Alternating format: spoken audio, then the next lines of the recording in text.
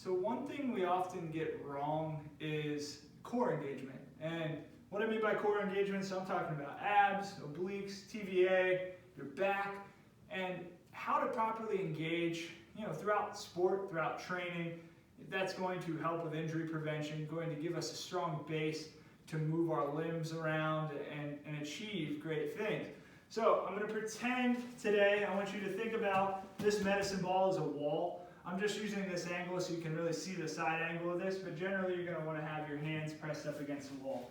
This is a great movement to figure out what that core engagement feels like. So again, pretend the medicine ball is a wall. I'm pushing as hard as I can against the wall. And that's why we're using it to really lock in the upper back and really focus on what that upper body engagement feels like. Then you're going to bring your knees and hips to about a 90-degree angle, and then I want you to breathe in through your nose and then exhale out through your mouth. As you do this, I want you to really think about your core engagement. I want you to really think on the inhale, filling all this air into your belly, not up here in your chest. I want you trying to push the air down in your belly and fill up that cavity. It's going to feel a little bit weird, but I want you to think about expanding down here, and then when you exhale, pushing all that air out with your abs. Think about really pressing as hard as you can with your abs. So one more time, inhale, fill that belly cavity, press that air out with your abs. At this point, things should feel really activated here. You should feel a whole lot more engagement than you probably normally feel when you're exercising. Again, still pressing firm up against that wall. You're going to drop one heel down and back up. At this point, I want you to breathe normally without losing this brace that you establish. So, ways you know you've lost your brace is if an arch forms in your low back. All of a sudden, we just lost it. We got to go through that breathing sequence again.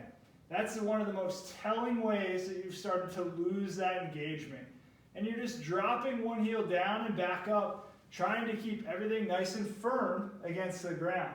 And it's teaching you how to breathe while keeping that nice solid engagement. Because if we're in a sport and we're not breathing for long enough, performance is going to go down, right? We need oxygen, and unless we're doing something that's super powerful, super quick, and it's over, we need that oxygen to continue on.